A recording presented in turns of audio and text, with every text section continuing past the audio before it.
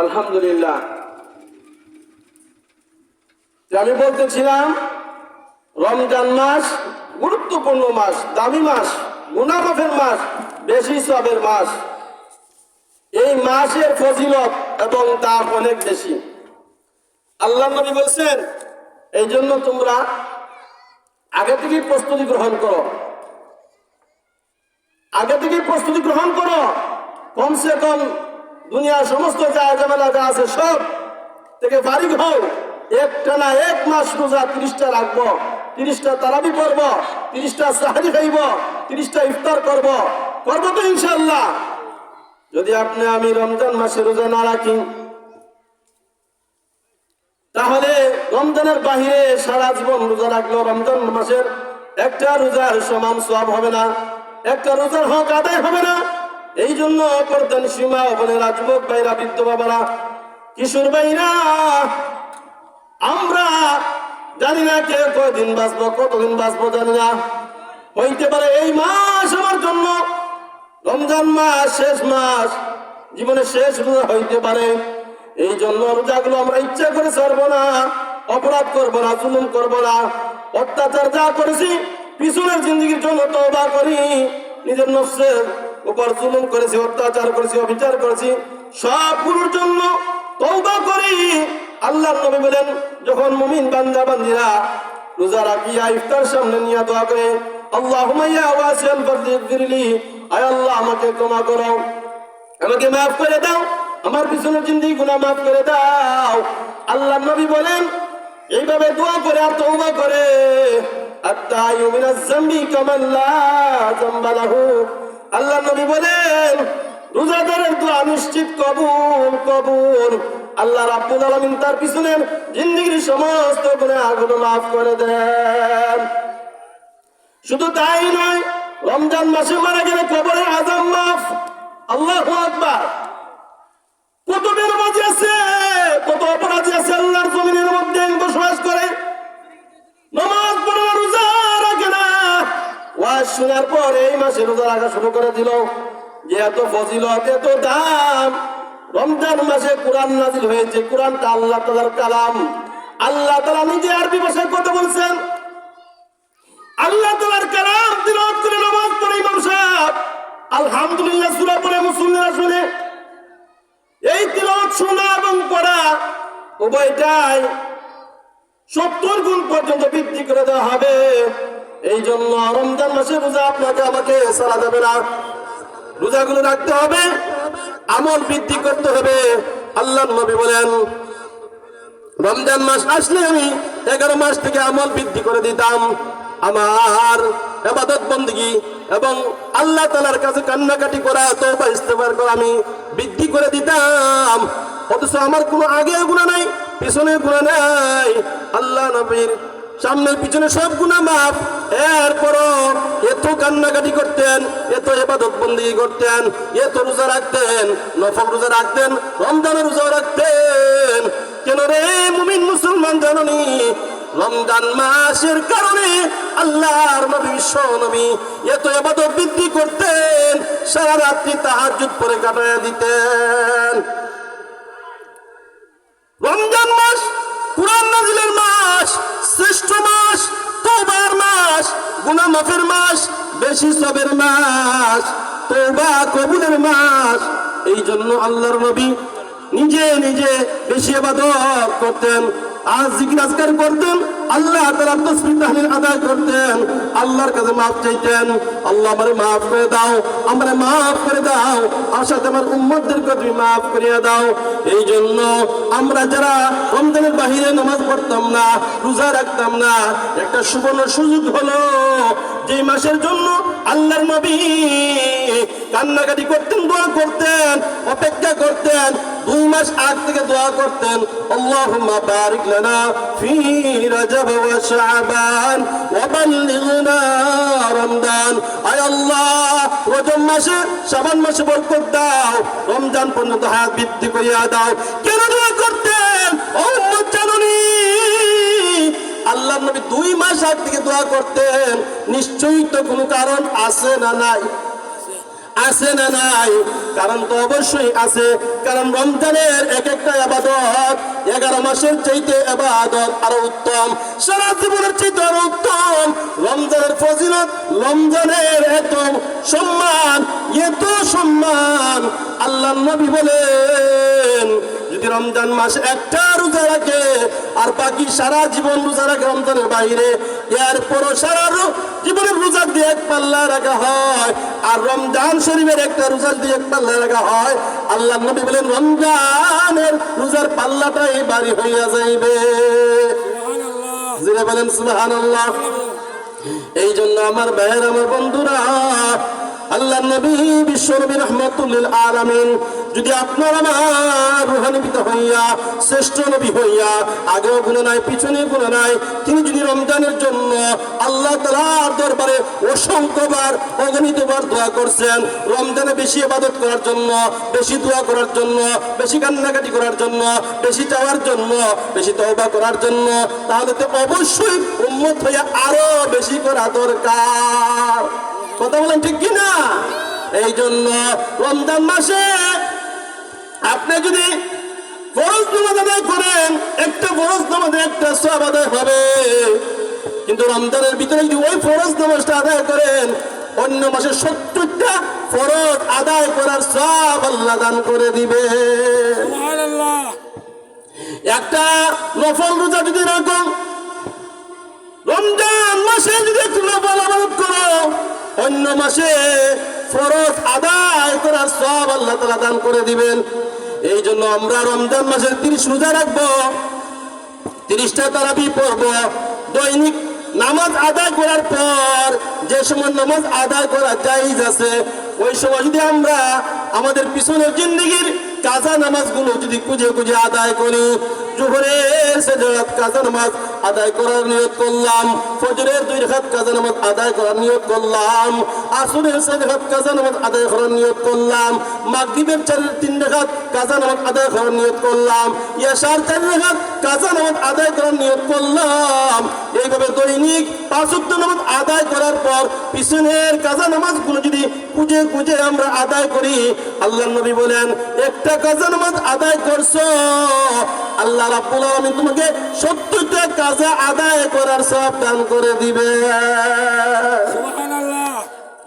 তাহলে রমজান মাসে নফলেরও দাম, নফল ফরজের সমতুল্য হয়ে যায়, আর ফরজ অন্য মাসের 70টা ফরজের সমতুল্য হয়ে যায়।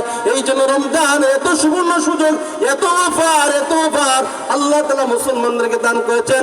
আর কোন ধর্মাবলম্বীদের এত দান করেন না, আর কোন বংশের মধ্যে নাই, আর কোন জাতির মধ্যে নাই, একমাত্র মুসলিম জাতির মধ্যে আল্লাহ এগুলো রেখে দিয়েছেন।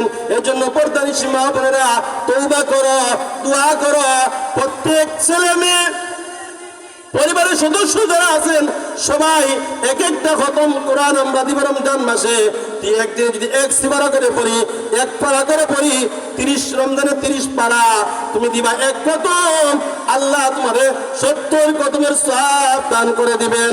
তুমি অন্য মাসে একটা কাজা নামাজ আদায় করবা, 70টা কাজা আদায় করার সওয়াব দিবেন। তুমি একটা নফল নামাজ আদায় করবা, রমজানের বাইরে একটা ফরজ আদায়ের সওয়াব আল্লাহ তোমাকে দান করে দিবেন।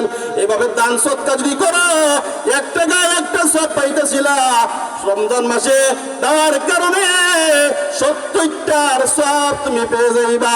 অর্থাৎ প্রত্যেকটা আমলের গুণ বৃদ্ধি করে দিয়েছেন। রমজান শ্রেষ্ঠ হওয়ার কারণে, কুরআন নাজিলের মাস হওয়ার কারণে একে 70 গুণ সওয়াব পাইবা। ও আমার বান্দা বান্দিরা, কি আছো? এতগুলো অফার আমি আল্লাহ বরাদ্দ করে রেখেছি রমজান মাসে। তোমরা নিতে চাইলে নিতে পারবা, যদি নিতে চাও না, কপাল পুরা, ভাগ্য খারাপ, কবরে যাওয়ার পর শাস্তি ভোগ করতে হবে। এই জন্য মদিনাওয়ালার নবী বলেন, মান সামা রমাদান ঈমানান ওয়া ইহতিসাবান গুফিরা লাহু মা তাকদ্দামা মিন যামবি। মদিনার নবী বলেন, বিশ্ব নবী বলেন, যে ব্যক্তি ঈমানের সহিত, মুহাব্বতের সহিত, আগ্রহের সহিত রমজান মাসে রোজা রাখবে, তারাবি পড়বে, আল্লাহ রাব্বুল আলামিন তার পিছনের জিন্দেগির সমস্ত গুনাহগুলো মাফ করে দিবেন। যেমন নাকি সে মার গর্ভে আবার নতুন জন্ম নিল। আল্লাহু আকবার। এই জন্য আমরা রমজান মাসে কোরআন তিলাওয়াত বেশি করব, কাজা নামাজগুলি কুজুকুতে বেশি আদায় করব, দান সদকা বেশি বেশি করব, বাবার নামে 2 রাকাত নফল নামাজ পড়ব, দাদার নামে 2 রাকাত নফল নামাজ পড়ব, ছেলের নামে 2 রাকাত নফল নামাজ পড়ব, মেয়ের নামে 2 রাকাত নফল নামাজ পড়ব। বংশপুণ্য যারা আসিল দুনিয়া এরা নাই, এদের নাম ধরে ধরে আমরা দান করব, সদকা করব। 1 টাকায় 70 টাকার সওয়াব, 70 টাকা দিলে আরো 70 সওয়াব। অর্থাৎ প্রত্যেকটা আমলের ওজন এবং অফার একটা করবে, আল্লাহ বলেন প্রত্যেকটার বিনিময়ে 70টা সওয়াব তাদেরকে দান করা হবে। সুবহানাল্লাহ। এই জন্য আমরা রমজান মাসে রোজা রাখতাম না, তারাবি পড়তাম না। তাইলে প্রস্তুতি গ্রহণ করে লাগবে না? হতে পারে আপনার আমার জীবন এই রমজানে শেষ হয়ে যেতে পারে। রমজানের পরে যে বাঁচবো তার কোনো গ্যারান্টি নাই। কোনো গ্যারান্টি আছে? নাই। এই জন্য দিলের মধ্যে মহব্বত, ভালোবাসা পয়দা করতে হবে। নবীর প্রতি ভালোবাসা, মহব্বত পয়দা করতে হবে। এই জন্য আপনাকে আমাকে এই ছেলে মেয়েদের সবাই নিয়ে প্রস্তুতি গ্রহণ করা, যে রমজানের এত সুযোগ, এত অফার ছাড়া যাবে না, হাত ছাড়া করা যাবে না। কোরআন তিলাওয়াত করবো বেশি বেশি করে, জিকির আজকার করবো, কান্নাকাটি করে দোয়া করবো, মাতা পিতার জন্য, দাদা দাদির জন্য, নানা নানির জন্য, তমাম দুনিয়াবাসীর জন্য, মুসলমানদের জন্য করবো তো ইনশাআল্লাহ। দুঃখের বিষয় হলো এত অফার আমাদের বুঝে আসে না। দুনিয়ার অফার যদি বলা হয় আজকে তোমাদেরকে ফ্রি করে দেওয়া হবে, লন্ডন যাইবানি, পাসপোর্ট ভিসা তোমার কিছুই লাগবে না, তাইলে এলাকার সবাই জাপায়া পড়বে, কার হেঁকে যাইতো। দুনিয়াটা বুঝে ইউরোপ কান্ট্রি অফার যদি বলা হয় ফ্রি নেওয়া হবে, এই গ্রামের মধ্যে কেউ থাকবে না, কার আগে কে যাইতে চাইবে। কিন্তু রমজান মাসে এত অফার, মারা গেলে কবর আযাব বন্ধ, গুনাহ খাতা মাফ করে দিবেন। এগুলো আমরা বুঝে আসে না। বুঝে আসবো কখন? মরে যাব তখন, কাজে আসবে না আর তখন। জ্ঞান আহরণ করো, জীবনে মরণ। এই জন্য আল্লাহ রাব্বুল আলামিন বলেন, শাহরু রমাদান আল্লাযী উনজিলা ফীহিল কুরআন হুদাল লিন-নাস ওয়া বায়িনাতিন মিনাল হুদা ওয়াল ফুরকান। মুত্তাকিনদের জন্য হেদায়েতের এই মাস, কুরআন নাযিলের মাস, রমজান মাস গুরুত্বপূর্ণ মাস। এই জন্য আমার ভাইয়েরা, বন্ধুরা, আমরা সবাই প্রস্তুতি গ্রহণ করি, আল্লাহ তাআলার কাছে তৌফিক চাই, আল্লাহ তাআলার কাছে আমরা দোয়া করি।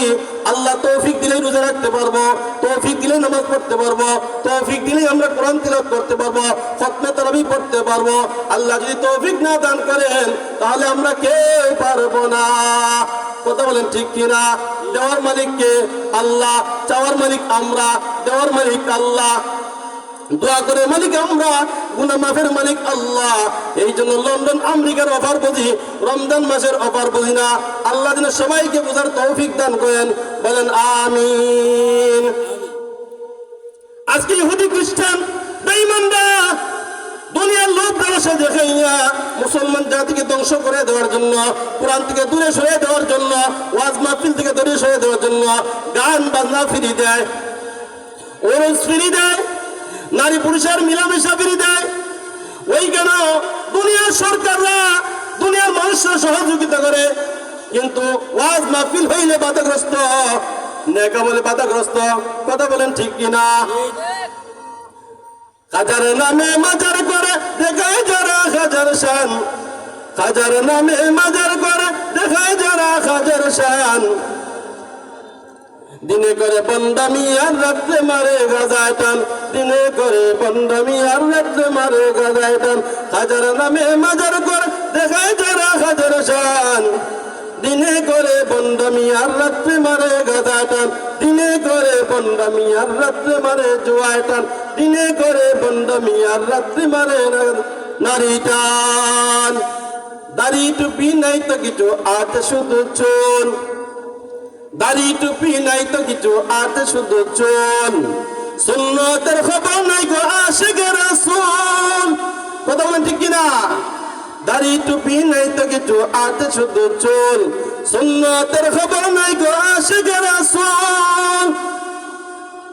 দেখলে তাদের চেনা জানা মানুষ নাকি হনুমান দিনে করে বন্দামিয়া রাত্রে মারে গাজায় টান দিনে করে বন্দামিয়া রাত্রে মারে জুয়ায় টান দিনে করে বন্দামিয়া রাত্রে মারে নারী টান যত উরুস গান আছে যাত্রা গান আছে যত বাজে জিনিস আছে এগুলোর মধ্যে শুধু গুণা আর গুণা হয় মনের আনন্দ পাওয়া যায় মনের খোরাক পাওয়া যায় মনের ফুর্তি পাওয়া যায় জাহান্নামে যাইবে যে ইয়া ফেরেশতাদের মুগুরের বাড়ি লইবে এটা চিন্তা করে না কথা বলেন ঠিক কিনা এই জন্য দিনে করে বন্দামিয়া রাত্রে মারে গাজায় টান কাজার নামে মাজার করে দেখে যারা হাজার শান দিনে করে বন্দামিয়া রাত্রে মারে গাজায় টান দিনে করে বন্দামিয়া রাত্রে মারে গাজায় টান শুধু তাই না আরো বলে আল্লাহর জন্য শুনলে দিয়া আল্লাহ গেলেন গায়েব হইয়া রসুলের আল্লাহর জন্য রসুল পায়া রসুলের দোয়ান খাজায় পায়া খাজা গেল আজমিরে কেউ ফিরে না খালি হাতে খাজারে তোর দরবারে ফুল ফুনা ফুল জুড়ে বলেন নাউজুবিল্লাহ এই সমস্ত গান যারা বলে যারা আবিষ্কার করে এরা সবাই মুশরিক এদের ঈমান থাকবে না এদের ঈমান চলে গেছে এরা কাফির হয়ে গেছে এই জন্য গান দিয়ে আল্লাহ কোন নবী দুনিয়া পাঠান না আদম থেকে নিয়ে নবী পর্যন্ত কোন নবী গান দিয়ে বুঝান না গানের আয়োজন করেন না কোরআন দিয়ে বুঝাইছেন হাদিস দিয়ে বুঝাইছেন উলামায়ে কেরাম নবীদের দায়িত্ব আদায় করতেছেন প্রতিনিধিত্ব করতেছেন এই যেগুলো করলে দুনিয়া তো লাভ আখিরাতেও মুক্তি পাওয়া যাবে ওইগুলো হলো আল্লাহ তাআলার বিধান এই জন্য কোনো বন্ডামি করা যাবে না বাংলার জমিন পবিত্র জমিন উলামায়ে কেরামের দেশ মুসলমানের দেশ ওলিয়াউলার দেশ শাহজালাল শাহপুরানের দেশ এই দেশের মধ্যে বন্ডামি আর চলবে না 5 আগস্টের পর থেকে নিয়ে সারা বাংলার আনাচে কানাচে উরুস মাহফিল বন্ধ করা হয়েছে গানের বন্ধ করা হয়েছে আমরা চাই আমাদের এলাকার মধ্যে সবগুলো বন্ধ হয়ে যাক জোর জবরদস্তি করে না বুঝে সুঝে আমরা বলতে চাই এগুলো করলে তোমার ঠিকানা হবে জাহান্নাম তোমার ঠিকানা কোথায় হবে জাহান্নাম কি সুন্দর আরো বলে এগুলো আমরা বলতে চাই না বুঝাইবার জন্য আমরা বলি বুঝাইবার জন্য কিছুটা হলে আমরা বলি তাহলে মানুষ বুঝবে না জনগণ বুঝতে চাইবে না বোঝার জন্য এগুলো উলামায়ে কেরাম মাঝে মধ্যে বলেন আবার কেউ মন্তব্য করে তারাই তো ওয়াজ মাহফিলে গিয়ে গান গায় আমরা গান গাই না আমরা শুধু বন্যদের তাদের এই তাণ্ডবগুলো সমাজের মানুষকে চিত্র তুলে ধরি যাতে মানুষ বুঝতে পারে যেন এছাড়া আর অন্য কিছুই না আমাদের মিশন এটা না আমাদের মিশন এটা না আমাদের মিশন হলো আল কোরআন আর হাদিসের বাণী করে করে প্রতিটা সমাজে রাষ্ট্রে ঘর থেকে নিয়ে রাষ্ট্র পর্যন্ত চালাইয়া দেওয়া বর্তমান অর্থপ্রদেশ সরকারও চায় যে কোরআনের বাংলাদেশ হক লাঙ্গল দিয়া চালাইছো কোরআন দিয়া চালাইছো এবার আল কোরআন দিয়ে একবার চালায় দেখে বাংলার মুসলমান দেশে শান্তি কিভাবে আসে না অবশ্যই আসবে কোরআন দিয়ে যদি শাসন করতে পারো গ্রামে গঞ্জে প্রতিটা শহরে বন্দরে শান্তির ঢেউ শুরু হয়ে যাবে কোন খারাপই থাকবে না মারামারি থাকবে না খানাখানি থাকবে না আজ যাদের মানের নিরাপত্তা নাই মা বোনদের ইজ্জতের গ্যারান্টি দিতে পারে না ঘর থেকে যদি সুস্থ অবস্থায় বাইর হয়ে যায় অসুস্থ হয়ে ফিরতে হয় নাহলে লাশ হয়ে ফিরতে হয় কেন রে মুসলমান ও মানুষ আল্লাহ তো এগুলো করার জন্য দুনিয়াতে পাঠান নাই আল্লাহ তাআলা আপনাকে আমাকে দুনিয়ার জমিনে পাঠাইছে আল্লাহ তাআলার ইবাদত বন্দী করার জন্য জুড়ে বলুন কথা ঠিক কিনা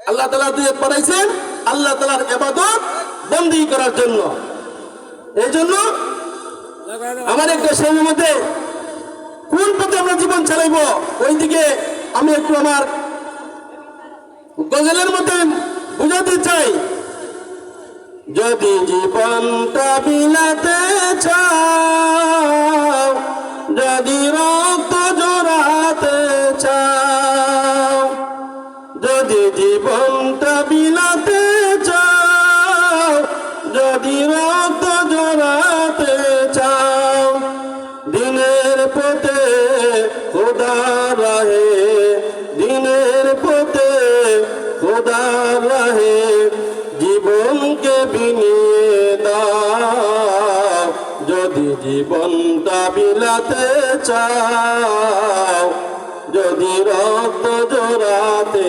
চাও আল্লাহর দেওয়া জীবন, আল্লাহর দেওয়া সময় আল্লাহর রাস্তাতে ব্যয় করে মরতে পারো, শহীদ হইতে পারো, বিনা হিসাবে আল্লাহ তোমাকে জান্নাত দান করে দিবেন। বলেন সুবহানাল্লাহ।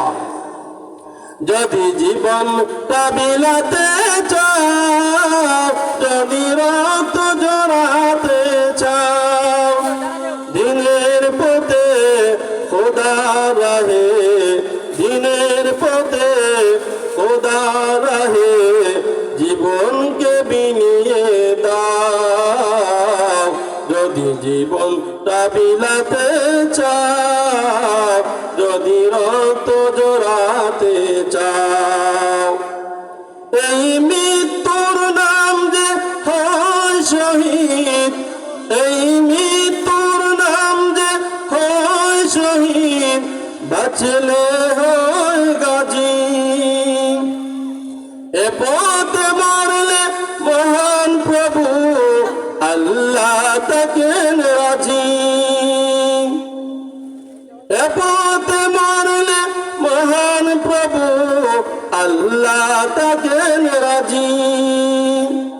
এই জীবনের বিনিময়ে জান্নাত কই করে না, যদি জীবনটা বিলাতে চাও, যদি রক্ত জড়াতে চাও, যদি জীবনটা বিলাতে চাও, যদি রক্ত জড়াতে চাও, দিনের পথে খোদা রাহে, দিনের পথে খোদা রাহে, জীবনকে বিনিয়ে দাও। যদি জীবনটা বিলাতে চাও, যদি রক্ত জড়াতে চাও, ওই খানকা ছেড়ে বাইরে এসো, ওই খানকা ছেড়ে বাইরে এসো, বাতিলকে আঘাত হানো। ওই খানকা ছেড়ে বাইরে এসো, বাতিলকে আঘাত হানো। জিহাদের ময়দানে লড়ে গিয়ে শহীদ খেতাবটা নাও। যদি জীবনটা বিলাতে চাও, যদি রক্ত জড়াতে চাও, যদি জীবনটা বিলাতে চাও, যদি রক্ত জড়াতে চাও, যদি রক্ত জড়াইতে হয়, জীবন বিলীন করতে হয়, আল্লাহর রাস্তায় করো, শহীদের রাস্তায় করো, ইসলামের পথে করো, আল কোরআনের পথে করো, আল হাদিসের পথে করো, জীবন ধন্য হয়ে যাবে। তোমার হিসাব দিয়ে আল্লাহর রাস্তায় মুসলমানের পক্ষ নিয়ে আল্লাহর রাস্তায় কাফির বেঈমানদের মোকাবেলায় জিহাদ করতে পারো, জিহাদের ডাকে শরীক হইতে পারো।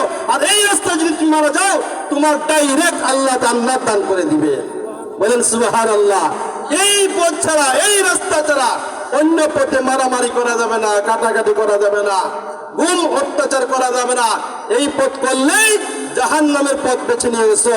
তোমার ঠিকানা জাহান্নাম ছাড়া আর কোথাও হবে না। যে মায়ের বুক কালি করেছ, অন্যায়ভাবে উলামায়ে কেরামদেরকে জেল জুলুম দিয়েছ, ফাঁসির মঞ্চে দাঁড় করিয়েছ, এদের দোয়া পিতা যায় না, বাংলার উলামায়ে কেরামের দোয়া পিতা যায় না। সবগুলো দোয়া আল্লাহ বাংলার জমিনে কবুল করিয়ে জনগণকে দেখিয়ে দিয়েছেন। ইসলামের সাথে বেয়াদবি করলে, আলেমদের সাথে বেয়াদবি করলে, কুরআনের লগে বেয়াদবি করলে তার দাঁত ভাঙা জবাব মিস্টার ফেরাউনের চেয়ে আরো জঘন্য হইতে পারে, নমরুদের চেয়ে আরো জঘন্য হইতে পারে। তুমি এর চেয়ে আর খারাপ হয়ে গেছো। জুড়ে বলেন কথা ঠিক কি না? আল্লাহ ছাড় দেন কিন্তু ছেড়ে দেন না। আল্লাহ ছাড় দেন, ছেড়ে দেন না। আল্লাহ পালিয়ে যাওয়ার সুযোগ করেছেন, এর মানে তুমি বেঁচে গেছো তাই নাই। তওবা করার সুযোগ আছে এখনো। তওবা করলে আল্লাহ চাইলেই তোমাকে মাফ করতে পারেন। এই জন্য যারা অপরাধ করেছো তাড়াতাড়ি তওবা করো, আল্লাহ তাআলার দরবারে আত্মসমর্পণ করো, নিজেকে বদলাও, নিজেকে বদলাও, চরিত্র বদলাও, চরিত্র পাল্টাও, আল্লাহর নবীর চরিত্র গ্রহণ করো, নবীর আদর্শ গ্রহণ করো, কোরআনের আদর্শ গ্রহণ করো, আল হাদিসের আদর্শ গ্রহণ করো, তওবা করো। তওবা করলেই আল্লাহ মাফ করে দিবেন। জুড়ে বলেন কথা ঠিক কি না? তওবা করবে না, বুক ফুলাইবা, আরো উত্তম মাধ্যম খাইবা, প্রস্তুতি গ্রহণ করো।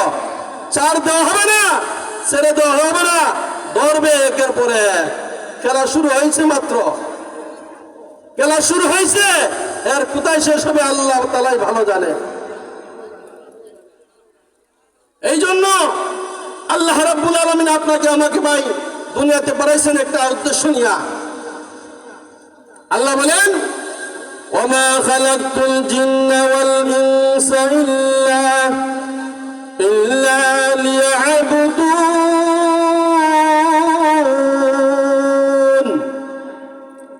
মানুষ জাতিকে আল্লাহ, জিন জাতিকে আল্লাহ বানাইছেন আল্লাহ তাআলার ইবাদত বন্দী করার জন্য, আল্লাহ তাআলার গোলামি করার জন্য, আল্লাহ তাআলার দাসত্ব করার জন্য। তোমরা আল্লাহ তাআলার হুকুম আহকাম নিয়া দুনিয়াতে চলে যাইবা, এটা হলো তোমাদের পরীক্ষা। জন্মের পর থেকে নিয়ে মৃত্যুর আগ পর্যন্ত তোমাদের পরীক্ষা চলতেছে। তোমরা কি আমল করতেছো, কে নামাজ পড়তেছো, কে পড়তেছো না, কে ইসলাম বিদ্বেষী কথা বলো আর কে পড়তে বলো, এই সবগুলো হলো পরীক্ষা। মনে করিও না তোমাকে এমনিতেই ছেড়ে দেওয়া হবে, না না না, তোমাকে এমনিতেই ছেড়ে দেওয়া হবে না। আল্লাহ তাআলা তোমাকে যে উদ্দেশ্য বানাইছেন, তার উদ্দেশ্য যে তুমি ঠিক না করিয়া যাও, আমল করে যদি না যাও, তাহলে তুমি আখিরাতে আটকে যাইবা, কবরে আটকে যাইবা, সক্রাতের সময় আটকে যাইবা, কঠিন শাস্তি তোমাকে ভোগ করতে হইবে। এই জন্য তওবা করো। আল্লাহ তাআলা আপনাকে আমাকে যে এখনো বাঁচিয়ে রাখছেন, এত অপরাধ করার পর, এত জুলুম করার পর, এত খুন খারাপি করার পর, এত গুম করার পর, এত জিনা ব্যভিচার করার পর, এত গরিবের মিসকিনদের মাল আত্মসাৎ করার পর যে আল্লাহ আমাকে এখনো সুস্থ রাখছেন, শুকরিয়া আদায় করো। মানুষের হকগুলো, পাওনাগুলো মিটিয়ে দাও, তওবা করো। আল্লাহ তোমার পিছনের জিন্দেগির গুনাহ মাফ করে দিবেন। ঈমানের সাথে আমল করো, বিশ্বাস নিয়ে আমল করো। আমল যদি করো বান্দা, তোমাদের জন্য আল্লাহ রেখে দিয়েছেন জান্নাতুল ফেরদাউস। জিরা বলেন সুবহানাল্লাহ। আমল সে বনতি হয় জান্নাত বিহি জাহান্নাম বিহি। আমলের দ্বারাই আপনি আমি জান্নাতে যাইতে পারবো। আমল যদি ভালো হয়, কলিমা নসিব হবে, কবরে আযাব হবে না। ঈমান যদি ভালো থাকে, ঈমান যদি সুস্থ থাকে, তুমি কুফরি করো না, শিরকি কাজ করো না, গুনাহের কাজ করো না।